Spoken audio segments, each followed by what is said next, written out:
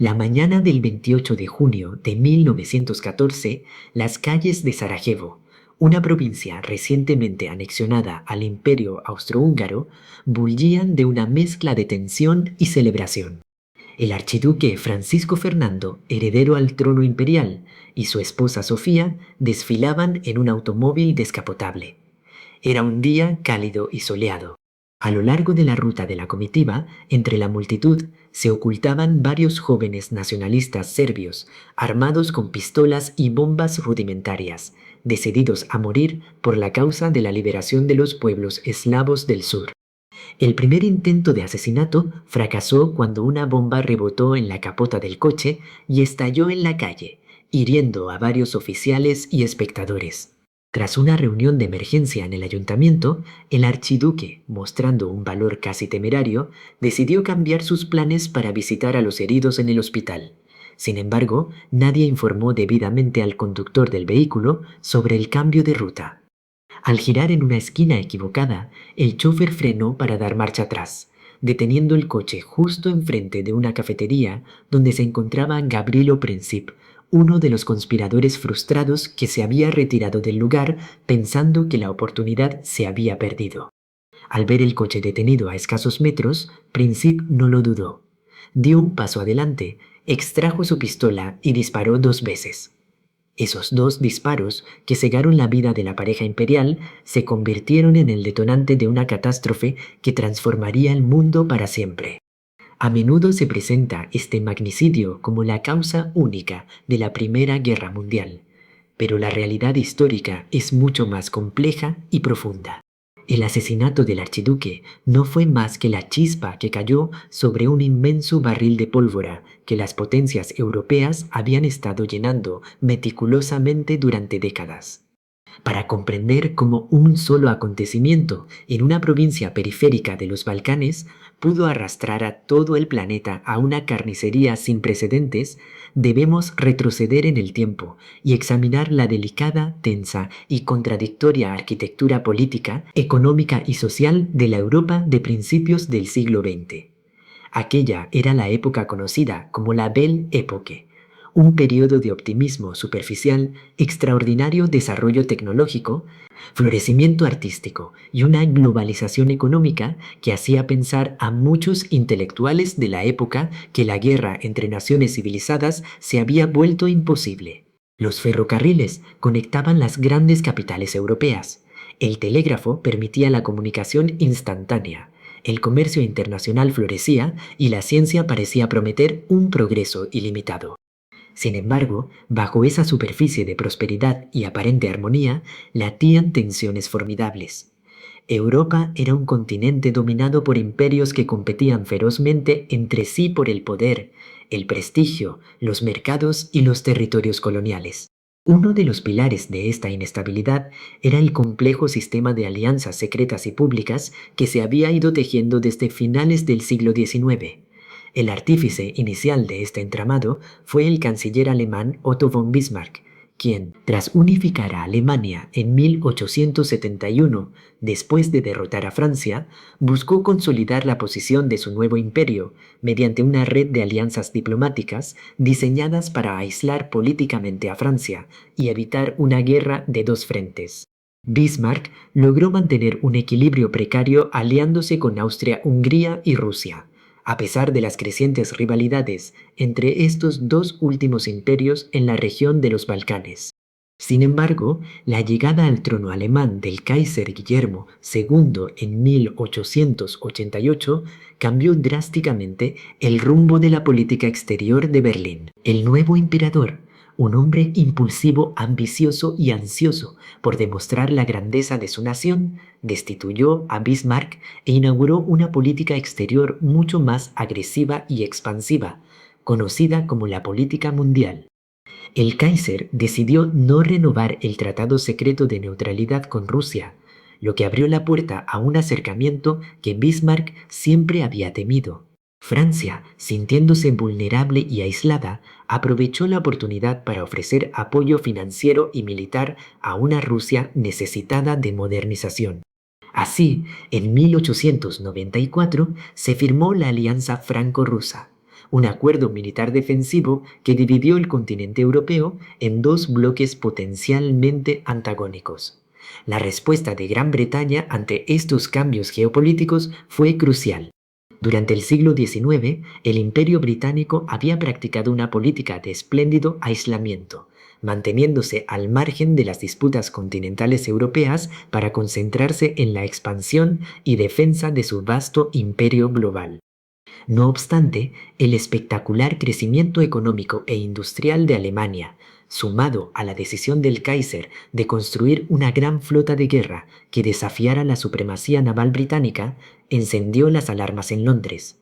Para el Imperio Británico, el control de los mares no era solo una cuestión de orgullo, sino una necesidad existencial para mantener abiertas sus rutas de abastecimiento y la cohesión de sus colonias. Esta rivalidad naval desató una costosa carrera armamentística entre Gran Bretaña y Alemania, caracterizada por la construcción de gigantescos y fuertemente armados barcos de guerra, conocidos como acorazados. Ante la amenaza alemana, el gobierno británico decidió abandonar su aislamiento y buscar un entendimiento con sus antiguos rivales coloniales. En 1904, Londres y París firmaron la Entente Cordiale, un acuerdo que resolvía sus disputas coloniales en África y sentaba las bases para una estrecha cooperación diplomática y militar. 3 años más tarde, en 1907, Gran Bretaña firmó un acuerdo similar con Rusia, dando origen a la Triple Entente. De este modo, las grandes potencias europeas quedaron divididas en dos bloques rivales. Por un lado, la Triple Entente, formada por Francia, Rusia y Gran Bretaña. Por el otro, la Triple Alianza, integrada por Alemania, Austria-Hungría e Italia, aunque este último país mantendría una postura ambigua y terminaría cambiando de bando al estallar el conflicto. Este sistema de alianzas, concebido originalmente como un mecanismo de disuasión para evitar que una potencia atacara a otra por miedo a provocar una respuesta conjunta, se convirtió en una trampa mortal. Al ligar el destino de las naciones entre sí, cualquier conflicto localizado entre dos de ellas amenazaba con arrastrar de forma automática a todas las demás a una guerra generalizada. Junto a este sistema de alianzas, el imperialismo y la competencia por el control de territorios ultramarinos exacerbaron las rivalidades. A finales del siglo XIX y principios del XX, las potencias europeas se lanzaron a una carrera desenfrenada por colonizar África y consolidar su influencia en Asia. Alemania, llegada tarde al reparto colonial debido a su tardía unificación, sentía que se le había privado de su derecho a un lugar bajo el sol, una expresión que resumía su deseo de poseer un imperio colonial equivalente al británico o al francés. Esta frustración alemana se manifestó en las crisis de Marruecos de 1905 y 1911, cuando Berlín intentó desafiar la influencia francesa en el norte de África, provocando graves crisis diplomáticas que estuvieron a punto de desencadenar una guerra. Aunque estas crisis se resolvieron por la vía diplomática, el resultado neto fue el fortalecimiento de los lazos entre Francia y Gran Bretaña y un creciente sentimiento de cerco en Alemania, cuyos líderes comenzaron a convencerse de que las otras potencias conspiraban para frenar su legítimo ascenso como potencia mundial. Paralelamente a la competencia económica e imperial, el nacionalismo se convirtió en una fuerza ideológica de una potencia devastadora. En las grandes naciones occidentales, el nacionalismo era fomentado desde el Estado, a través de la educación pública, el servicio militar obligatorio y una prensa de masas que a menudo recurría al chauvinismo y al sensacionalismo para ganar lectores. La idea de que la propia nación era superior y que la guerra era una prueba necesaria y purificadora para el espíritu nacional se extendió entre las clases populares y las élites políticas. Este militarismo cultural creaba un ambiente donde la diplomacia y el compromiso eran vistos como signos de debilidad, mientras que la demostración de fuerza militar era aplaudida. Sin embargo, el nacionalismo tenía una vertiente mucho más desestabilizadora en el este y el sur de Europa. especialmente dentro de los imperios multinacionales como el Imperio Austrohúngaro y el Imperio Otomano. El Imperio Austrohúngaro, gobernado por la dinastía de los Habsburgo, era un mosaico de nacionalidades que incluía a alemanes, húngaros, checos, eslovacos, polacos, rumanos, italianos, croatas, eslovenos y serbios, entre otros. Muchas de estas minorías étnicas aspiraban a una mayor autonomía o directamente a la independencia, inspiradas por los movimientos nacionalistas de la época. El foco principal de tensión nacionalista se encontraba en la península de los Balcanes, una región que durante siglos había estado bajo el dominio del Imperio Otomano. A medida que el poder otomano se debilitaba a lo largo del siglo XIX, un proceso conocido en la diplomacia europea como la Cuestión de Oriente, los diferentes pueblos balcánicos comenzaron a luchar por su independencia, dando origen a nuevos estados como Grecia, Bulgaria, Rumanía y Serbia. Los Balcanes se convirtieron rápidamente en el polvorín de Europa, una zona de extrema inestabilidad donde chocaban no solo las aspiraciones de las jóvenes naciones locales, sino también las ambiciones de las grandes potencias vecinas. El Imperio ruso, que compartía lazos culturales, religiosos y lingüísticos con los pueblos eslavos de los Balcanes, se autoproclamaba protector de los eslavos del sur. Para Rusia, el control de los Balcanes y, sobre todo, el acceso a los estrechos del Bósforo y los Dardanelos, que comunicaban el Mar Negro con el Mediterráneo, era un objetivo geopolítico histórico de primer orden. Al mismo tiempo, Austria-Hungría veía con profundo temor el auge del nacionalismo eslavo, percibiéndolo como una amenaza existencial para la integridad de su propio imperio multinacional. Si los eslavos de los Balcanes lograban unirse en un estado fuerte e independiente, los millones de eslavos que vivían bajo el dominio de los Habsburgo querrían unirse a ellos, lo que significaría el colapso del imperio.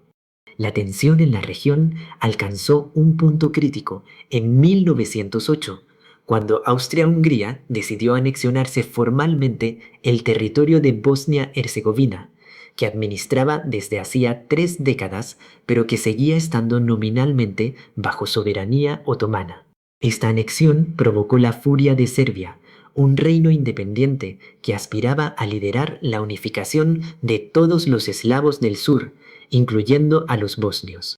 Serbia buscó el apoyo de Rusia, pero el imperio del zar, debilitado tras su derrota militar contra Japón en 1905 y la posterior revolución interna, no estaba en condiciones de ir a la guerra y tuvo que aceptar la humillación de ver consolidada la anexión austríaca. Esta crisis de Bosnia dejó un profundo resentimiento en Belgrado y San Petersburgo y fortaleció la determinación rusa de no volver a ceder ante la presión austroalemana en el futuro. Pocos años después, entre 1912 y 1913, las llamadas guerras balcánicas terminaron de desestabilizar la región. Los pequeños estados balcánicos se aliaron para expulsar definitivamente a los otomanos de la mayor parte de Europa y luego se enfrentaron entre sí por el reparto del territorio conquistado. El gran vencedor de estos conflictos fue Serbia, que duplicó su territorio y su población, emergiendo como una potencia regional ambiciosa y segura de sí misma. Este crecimiento de Serbia alarmó profundamente a las autoridades de Viena, quienes llegaron a la conclusión de que, tarde o temprano, tendrían que aplastar militarmente al díscolo reino serbio para asegurar la supervivencia del imperio austrohúngaro.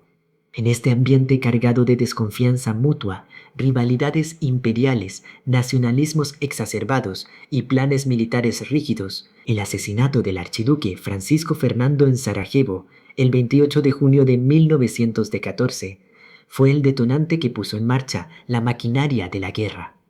Sin embargo, el estallido del conflicto no fue inmediato. Durante las semanas siguientes al magnicidio, un periodo conocido como la Crisis de Julio, se desarrolló un tenso drama diplomático en el que los líderes europeos, a menudo prisioneros de sus propios miedos, orgullo y malas interpretaciones de las intenciones del adversario, tomaron decisiones que hicieron inevitable la catástrofe. En Viena, la indignación por el asesinato del heredero al trono fue vista por los sectores más belicistas del gobierno y del ejército, encabezados por el jefe del Estado Mayor, como la oportunidad perfecta para ajustar cuentas con Serbia. Estaban convencidos de que el gobierno serbio, a través de sus servicios de inteligencia, estaba detrás del atentado llevado a cabo por la organización extremista La Mano Negra. Sin embargo, antes de actuar militarmente contra Serbia, Austria-Hungría necesitaba asegurarse el respaldo de su poderoso aliado Alemania, ante la posibilidad de que Rusia interviniera en defensa de los serbios. El 5 de julio, el Kaiser Guillermo II y su canciller ofrecieron a Austria-Hungría lo que los historiadores denominan el cheque en blanco. En un gesto de solidaridad dinástica y convencidos de que Rusia no se atrevería a intervenir si Alemania mostraba una postura firme, Berlín aseguró a Viena que apoyaría incondicionalmente cualquier medida que decidiera tomar contra Serbia, incluso si ello conllevaba el riesgo de una guerra con Rusia. Este respaldo incondicional fue un error de cálculo monumental de la diplomacia alemana, ya que dio alas a los halcones de Viena para redactar un ultimátum extremadamente severo, diseñado expresamente para ser rechazado por Serbia y servir así de pretexto para la guerra. El 23 de julio, casi un mes después del asesinato de Sarajevo, Austria-Hungría presentó finalmente su ultimátum a Serbia. El documento exigía, entre otras cosas, la supresión de toda propaganda antiaustríaca en territorio serbio, la destitución de los oficiales del ejército que Viena considerara hostiles y, lo más polémico de todo, la participación de agentes de la policía austríaca en el territorio serbio para investigar la conspiración del magnicidio. Esta última demanda violaba directamente la soberanía nacional de Serbia. El gobierno austrohúngaro dio a Serbia un plazo de apenas 48 horas para aceptar el ultimátum en su totalidad. La respuesta de Serbia, aconsejada por Rusia para que mostrara la mayor moderación posible, sorprendió a muchos observadores. Belgrado aceptó casi todos los puntos del ultimátum, mostrando una actitud sumamente conciliadora, pero rechazó con firmeza la participación de agentes austríacos en sus investigaciones internas por considerarlo una violación de su constitución. Aún así, propuso someter la cuestión al arbitraje del Tribunal de la Haya o a una conferencia de las grandes potencias. A pesar de la moderación serbia, Austria-Hungría, decidida a la guerra, declaró insatisfactoria la respuesta. Rompió relaciones diplomáticas de inmediato y comenzó la movilización de sus tropas. El 28 de julio de 1914, un mes exacto después de los disparos de Sarajevo, el Imperio Austrohúngaro declaró oficialmente la guerra a Serbia. Al día siguiente, la artillería austríaca comenzó a bombardear Belgrado, situada justo al otro lado de la frontera fluvial.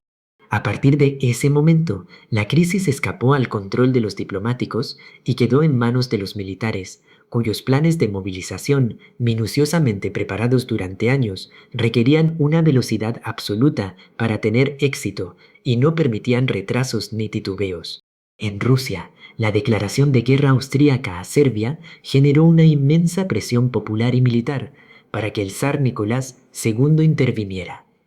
El honor de Rusia como gran potencia y su credibilidad en los Balcanes estaban en juego.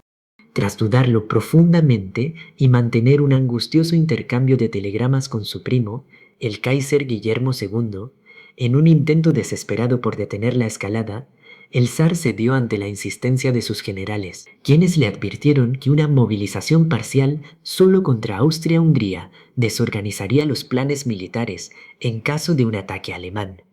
El 30 de julio, Rusia ordenó la movilización general de sus fuerzas armadas. La movilización general rusa fue el punto de no retorno para Alemania. El plan de guerra alemán, conocido como el Plan Schlieffen, se basaba en la premisa de que Rusia tardaría varias semanas en movilizar por completo a su inmenso pero tecnológicamente atrasado ejército. Por lo tanto, en caso de una guerra en dos frentes contra Francia y Rusia, Alemania debía lanzar un ataque relámpago y masivo contra Francia para derrotarla en un plazo de 6 semanas, antes de girar rápidamente todas sus fuerzas hacia el este para enfrentarse a los rusos. Este plan militar requería una precisión matemática en el uso de los ferrocarriles y no admitía demoras. Cuando Rusia ordenó la movilización general, el Estado Mayor alemán presionó al gobierno para que actuara de inmediato, ya que cada día de retraso permitía a los rusos concentrar más tropas en la frontera oriental, desbaratando el Plan Schlieffen. El 31 de julio, Alemania envió un ultimátum a Rusia exigiéndole que detuviera su movilización en un plazo de 12 horas, y otro a Francia, exigiéndole que declarara su neutralidad en caso de una guerra germano-rusa. Ante la falta de respuesta de San Petersburgo y la negativa de París a abandonar a su aliado, Alemania declaró la guerra a Rusia el 1 de agosto y comenzó la movilización general de su propio ejército. El destino de Francia estaba sellado por su alianza con Rusia, pero también por la geografía y los planes militares alemanes. Para asegurar una rápida victoria sobre los franceses, el Plan Schlieffen preveía que el ejército alemán evitara las formidables fortificaciones fronterizas francesas, realizando un movimiento de flanqueo a través de Bélgica, un país cuya neutralidad estaba garantizada por un tratado internacional firmado en 1839, del cual la propia Alemania, Gran Bretaña y Francia eran firmantes. El 2 de agosto, Alemania presentó un ultimátum al gobierno belga, exigiendo el paso libre para sus tropas a cambio de respetar su integridad territorial tras la guerra. Bélgica, dando muestras de una enorme dignidad nacional, rechazó el ultimátum y se preparó para defender su territorio. El 3 de agosto, Alemania declaró la guerra a Francia y al día siguiente las tropas alemanas cruzaron la frontera belga, iniciando la invasión del país neutral. La violación de la neutralidad belga proporcionó a Gran Bretaña el motivo político y moral que necesitaba para intervenir en el conflicto. Aunque el gobierno británico estaba dividido y muchos ministros se mostraban reacios a entrar en una guerra continental por una disputa balcánica, la invasión de Bélgica unió a la opinión pública y al Parlamento en defensa del derecho internacional y de los pequeños estados. Además, desde un punto de vista geopolítico, Londres no podía permitir que una potencia hostil y expansionista como Alemania controlara los puertos del Canal de la Mancha, desde donde podría amenazar directamente la seguridad de las islas británicas. El 4 de agosto, tras enviar un ultimátum a Berlín exigiendo la retirada inmediata de las tropas alemanas de territorio belga y no recibir respuesta, Gran Bretaña declaró la guerra a Alemania. En el transcurso de una semana, las decisiones tomadas por un pequeño grupo de monarcas, políticos y generales en las capitales europeas habían transformado un conflicto local en los Balcanes en una conflagración continental que pronto se extendería por todo el planeta, arrastrando a los vastos imperios coloniales de las potencias beligerantes, incluyendo a millones de combatientes de África, Asia, América y Oceanía. Al analizar este vertiginoso descenso hacia el abismo, surge una pregunta inevitable que ha sido objeto de debate entre historiadores durante más de un siglo. ¿Quién fue el responsable de la Primera Guerra Mundial? Inmediatamente después del conflicto, el Tratado de Versalles de 1919 incluyó la famosa cláusula de culpabilidad de la guerra, que señalaba formalmente a Alemania y sus aliados como los únicos responsables de haber provocado el conflicto mediante su agresión. Sin embargo, la historiografía moderna tiende a rechazar esta visión simplista del enemigo culpable y prefiere hablar de una responsabilidad compartida, aunque no necesariamente equitativa, en la que confluyeron fallos estructurales, ambiciones imperiales y gravísimos errores de juicio individuales. Por un lado, es innegable que la política exterior agresiva del Kaiser Guillermo II y la decisión de Alemania de otorgar el cheque en blanco a Austria-Hungría desempeñaron un papel crucial en la escalada de la crisis. Al alentar a Viena a tomar medidas extremas contra Serbia, Berlín asumió el riesgo consciente de provocar una guerra generalizada, confiando en su superioridad militar y en la posibilidad de romper la entente enemiga. Los líderes alemanes de la época, aquejados de un profundo complejo de cerco, sentían que el tiempo corría en su contra debido al rápido crecimiento industrial y militar de Rusia, y llegaron a considerar que una guerra preventiva en 1914 era preferible a esperar a que sus rivales se volvieran demasiado poderosos. Por otro lado, la actitud del Imperio austrohúngaro fue de una tremenda temeridad. Al redactar un ultimátum inaceptable y declarar la guerra a Serbia, a pesar de conocer los riesgos de una intervención rusa, los líderes austríacos antepusieron la supervivencia de su imperio dinástico a la paz europea, jugando una carta sumamente peligrosa que terminó costándoles la existencia misma de su Estado. Tampoco Rusia estuvo libre de responsabilidad. Al ser la primera potencia en ordenar la movilización general de sus tropas, el zar Nicolás II y sus asesores militares dieron un paso decisivo que hizo inevitable la respuesta militar alemana, cerrando el espacio para cualquier solución diplomática de última hora. Francia y Gran Bretaña también contribuyeron a la rigidez del sistema. Francia, ansiosa por recuperar las provincias de Alsacia y Lorena perdidas en 1871 y temerosa del poderío demográfico e industrial alemán, ofreció un apoyo incondicional a Rusia durante la crisis de julio, alentando indirectamente la firmeza de San Petersburgo. Gran Bretaña, por su parte, mantuvo una postura ambigua durante gran parte de la crisis, evitando declarar claramente si intervendría o no al lado de Francia y Rusia en caso de guerra. Esta falta de definición británica llevó a los líderes alemanes a creer erróneamente que Londres permanecería neutral en un conflicto continental, lo que influyó en su decisión de seguir adelante con el Plan Schlieffen. Esta trágica cadena de acontecimientos revela cómo la falta de comunicación, la desconfianza mutua y la rigidez de los planes militares anularon la capacidad de los líderes políticos para frenar la crisis. En aquellos días cruciales de julio de 1914, los hombres que gobernaban Europa parecían actuar como sonámbulos, prisioneros de un sistema que ellos mismos habían creado, pero que ya no eran capaces de controlar. Ninguno de ellos deseaba la catástrofe humanitaria y social en la que se convertiría la Primera Guerra Mundial. Todos imaginaban un conflicto breve y glorioso, similar a las guerras del siglo XIX, donde las tropas estarían de regreso en sus hogares antes de Navidad. La realidad que aguardaba a los millones de jóvenes que marcharon al frente con entusiasmo y flores en sus fusiles fue radicalmente distinta. En lugar de una campaña rápida y decisiva, se encontraron con una guerra de desgaste industrial caracterizada por el horror de las trincheras, el uso masivo de ametralladoras, la introducción de gases tóxicos, la aviación militar, los tanques y una artillería pesada capaz de pulverizar paisajes enteros. Aquella guerra no solo cegó la vida de más de 9 millones de combatientes y millones de civiles, sino que destruyó el orden político y social europeo vigente hasta entonces. Al finalizar el conflicto en 1918, 4 de los grandes imperios que habían dominado el panorama europeo y mundial durante siglos habían desaparecido: el Imperio alemán, el Imperio austrohúngaro, el Imperio ruso y el Imperio otomano.